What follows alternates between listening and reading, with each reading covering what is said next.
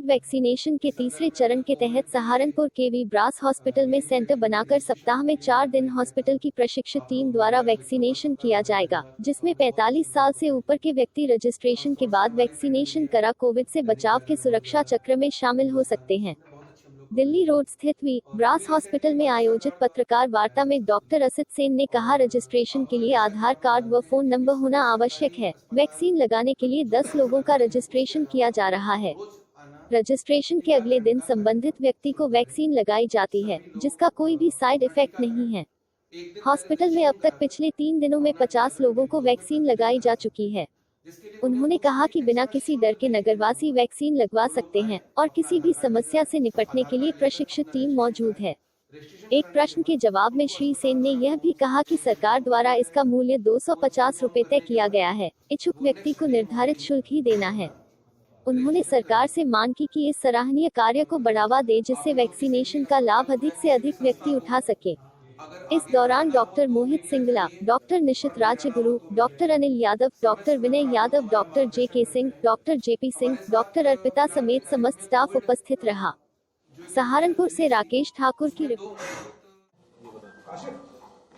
असित सेन, संचालक we brass अस्पताल। मेरे साथ मेरी team neuro surgeon, general surgeon, intensivist and medicine doctor, और साथ में अपना vice president department and management team.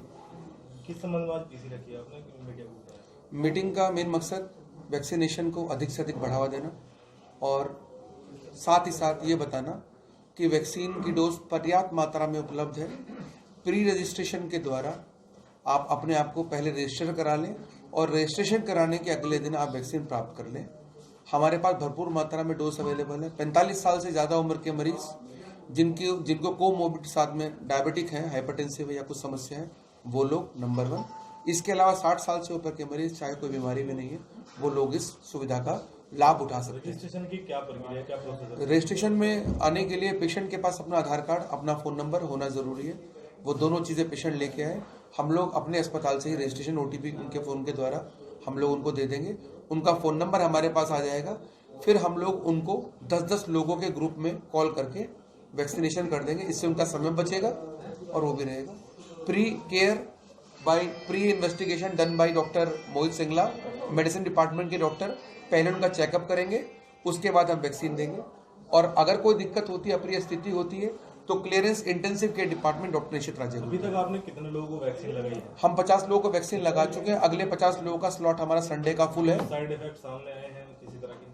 अभी तक के नहीं आए हैं, सौभाग्य से। अच्छी बात है। थे इस तरह से कि कोई साइड इफेक्ट भी हो सकते हैं इस वैक्सीन के, उस चीज को लेकर क्या कोई सामने आया है कि आप 50 लोग? जैसा कि डॉक्टर निशित ने और डॉक्टर मोहित ने बताया, हमारे मेडिसिन डिपार्टमेंट और इंटेंसिव केयर ने, कि जो मॉडर्न मेडिसिन है इनमें कुछ ना कुछ साइड इफेक्ट्स हमेशा होते हैं। उन साइड इफेक्ट्स को अभी तक वैसे सामने नहीं आए, लेकिन यदि आते भी हैं तो हम पूर्णतया इसके लिए तैयार हैं कि हम उस स्थिति को प्रॉपरली हैंडल कर सकें। कोई सरकार से मांग आपकी?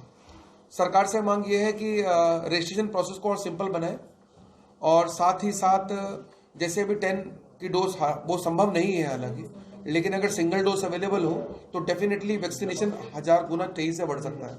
जैसे अभी 5 ml की आपकी वायल है और उसके अंदर 10 लोगों को लगाया जाता है, तो 10 लोगों को इकट्ठा करके लगाना अलग चीज़ है। लेकिन अगर सिंगल वायल अवेलेबिलिटी हो तो एक दिन में 1000 लोगों को ही वायल लगाई जा सकती है।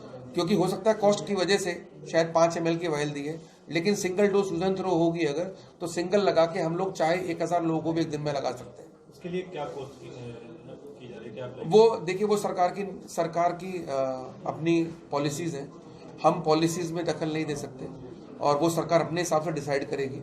हम तो ऐसा सोच सकते हैं, अब वो गवर्नमेंट और फार्मा कंपनीज का आपस में टाई अप्स किस हिसाब से अभी हाल ही में जो वैक्सीनेशन चल रहा है, जो 1 मार्च को भी हुआ और 7 मार्च को होने वाला है, उसके लिए क्या कुछ देना पड़ रहा है, क्या कुछ पे करना पड़ रहा है? सरकार से वो मेडिसिन हम लोगों को 150 रुपये अवेलेबल है। 100 रुपये अस्पताल, उसके अंदर ग्लव्स का, डॉक्टर्स का और बाकी सबका लेकर 250 रुपया सरकार के द्वारा निर्धारित की गई कीमत है। 250 रुपये कीमत ही हम लोग दे सकते हैं, हम लोग ले सकते हैं पेशेंट से। इससे ज़्यादा का हमको ना तो अधिकार है और ना कोई अस्पताल लेने वाला है। सभी अस्पताल अल्टीमेटली जो लगा रहे हैं वो इसी में लगाएंगे। दूसरी बात, सप्ताह में 4 दिन ये कैंप हमारा लगातार चलेगा।